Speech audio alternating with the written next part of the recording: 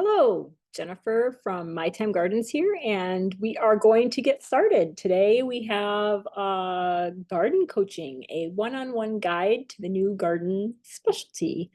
So why I created this little presentation is because I am finding that a lot of people are saying, what is garden coaching? They don't understand what kind of services I offer and what a garden coaching session looks like. So I just wanted to create something so that we have something to share with you and just explain a little bit and to know too, like not all garden coaches are created equal and to understand how to find the right one. So first of all, what is a garden coach? Uh, I call it a personal cheerleader, an educator, and a mentor. Um, I feel like garden coaches give you the knowledge and empowerment to have confidence to play in your own garden. They help people design, plant, and grow, maintain their own garden spaces. So I feel like when I first do my first garden coaching session with you, it is like a new introduction to a new friend. Like you get to the more you get to spend time with them, the more you know them. You get to see the potential in your landscapes, and we get to find the wonder in the ecosystems that are already there. A lot of times we want monarchs, and so doing the education piece where we have to plant milkweed in order to have monarchs. And then when we have milkweed, we're going to get caterpillars and get bugs crawling on the milkweed. And so that's good because, and they're going to munch the milkweed. So like our milkweed might not look perfect. So, and then the other thing that happened was in my gardens is I started to see these orange beetle bugs on them, and I was like, "Ew, gross!" That was my first reaction, and so I was like, "Wait, let me check before I like get out spray." Or I'm really not a spray person, so I probably was going to knock them into um, a bag or a container to get them off the plants. And so I did some research, and these are actually red milkweed beetles. And so these are important because what they're doing, you can see here, they feed on the seed pods. And when they feed on the seed pods, that means that there's less seed that is going into the air. So it's kind of a nature's way of creating balance. And so I just wanted to throw this in here. There are lots of other fun little stories that happen, but just making sure that we are doing what we can to educate you and to create spaces in our gardens that can have these very, very beneficial ecosystems and food webs and support nature. So here is the next piece that we talk about: education, love, and care. So when we are walking through your garden, sometimes it's learning how to care for what you already have. Sometimes it's learning the benefits of maybe what you have. Again, like the milkweed monarch beetle issue, there might be some really beneficial plants that you have in your landscapes. And so just understanding how they can be a benefit, how to use them properly. Maybe it's putting them in a different bed. Um, a lot of times our front gardens, maybe you want those to be a little bit more showy, and your back gardens, maybe you want those to be a little bit more beneficial. There's great ways to do all of it. But the main purpose is to discover magic and joy in your gardens. So we want to show you the magic that your gardens can bring, and we also want you to find your confidence. So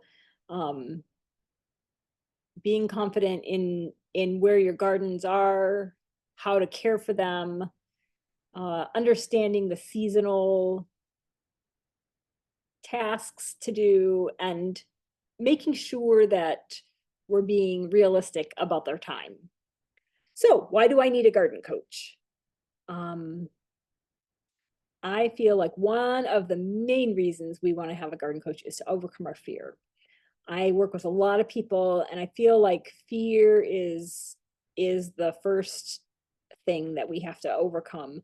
A lot of them have anxiety of doing it wrong, having a wrong design, not knowing how to care for their plants, fear of failure,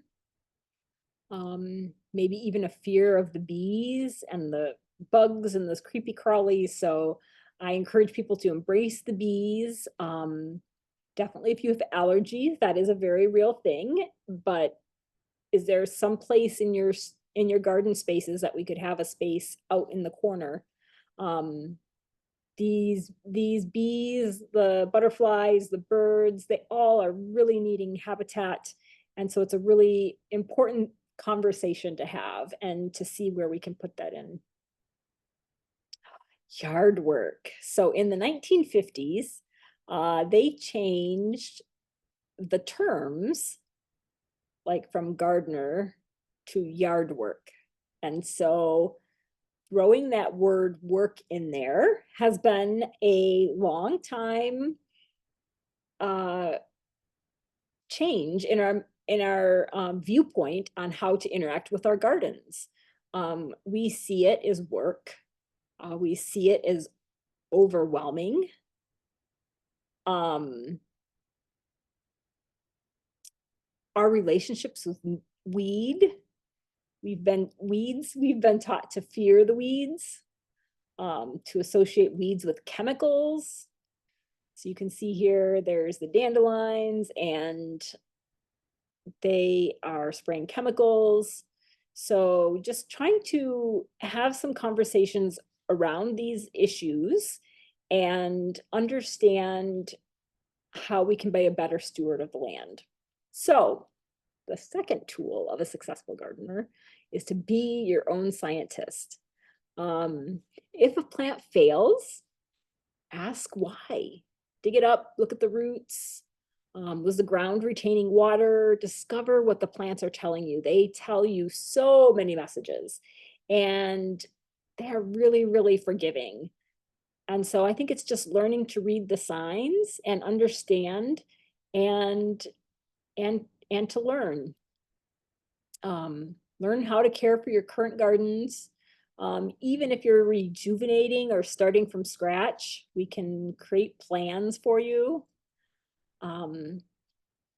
Create a full season interest. A lot of times we are having our plants bloom at a certain time of the season and we feel like maybe they're not doing much at the other times of the season. So it's making sure that there's something interesting happening in our gardens.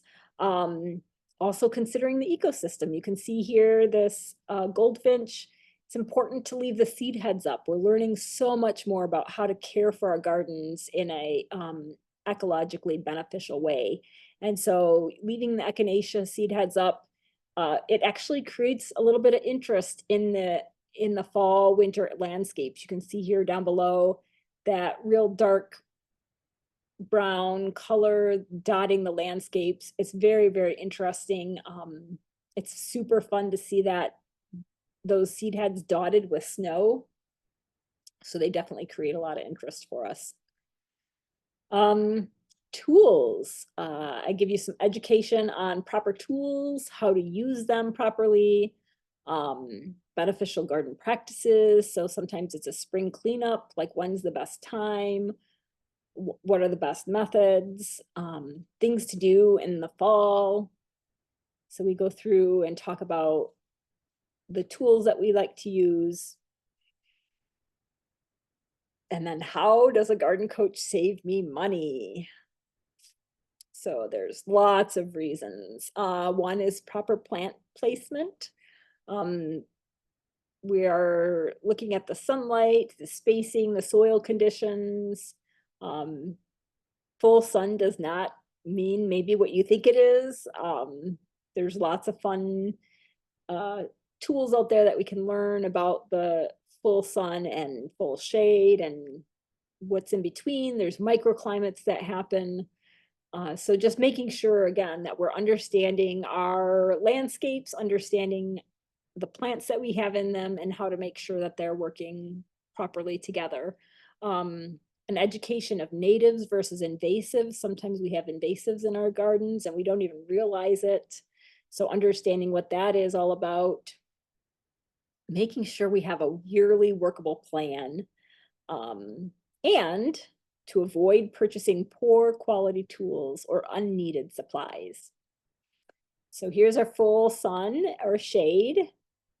And you can see in this picture here that there's this place kind of in between where those smaller trees are, where they're going to get some shade, but not as much. So underneath those pines, it's a little bit more dense shade. And, you know, definitely out in that prairie, it's a little bit more full sun. So that middle section, there really are a lot of plants that we can work in those spaces. And so learning how to design with what we have. So things to ask a garden coach before hiring. I would say, what type of garden is your specialty? Like, are they into pollinator gardens, native gardens, rain gardens, raised vegetable beds? I am specifically really into pollinator, native gardens, rain gardens, and perennials. So I might not be the best pick for raised vegetable beds. Can I do it? Yes, but there are really a lot of garden coaches out there, and so understanding what their specialty is and where you want to go for that is really important. What approach do you take to establishing a new garden? So again, there might be an organic method. They're going to focus on natives. There's a no-till. Maybe they're doing a lot of seed planting. And then do you provide custom designs and provide referrals for labor? So those are all really good questions to ask your garden coach when you meet with them before you hire them. So here, meet the garden coach. So I'm Jennifer. I provide custom garden coaching. I have a couple different options. I have a in-person and I have a virtual. And then I wanted to show you what a typical session would look like. So we have the in-person session, and you can see here, we're navigating, we're walking through. The customer is giving me lots of really good feedback of what works, what's not working. And I take notes and we walk all the way through. The virtual session is just that. We're communicating via email, text, sending photos, video. Both of these sessions are usually about an hour long visit. I don't usually keep track of the time, super careful. I am pretty generous. So if we're mostly through the property and I have like 15 more minutes, I'm going to make sure that we do the whole thing. And then we have the design magic. So here we go. This design magic is after the entire session, I create a Pinterest board. These are secret Pinterest boards where I can send this to you. We're going to go in here to North Library, and I'm realizing that there's not really that much excitement in that one. So now I'm going to pick a different one.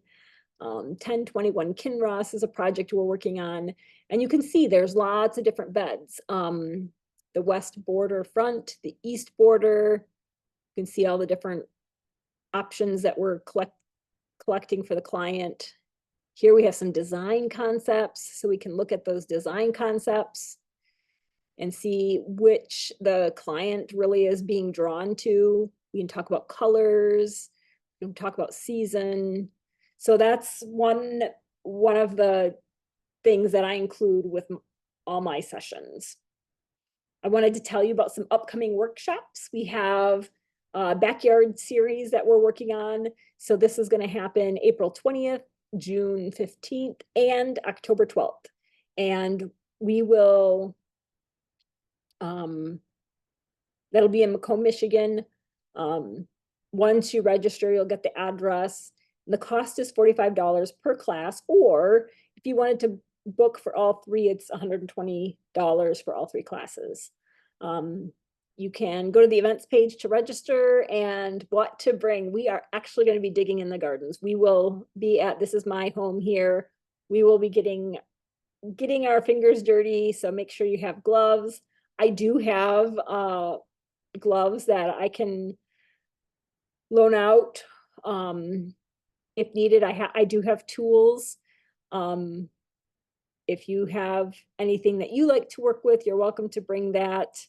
But yeah, it should be a lovely day. I'm excited to have this new opportunity, and I wanted to tell you about their spring special. So the spring special is for garden coaching clients that are watching this video.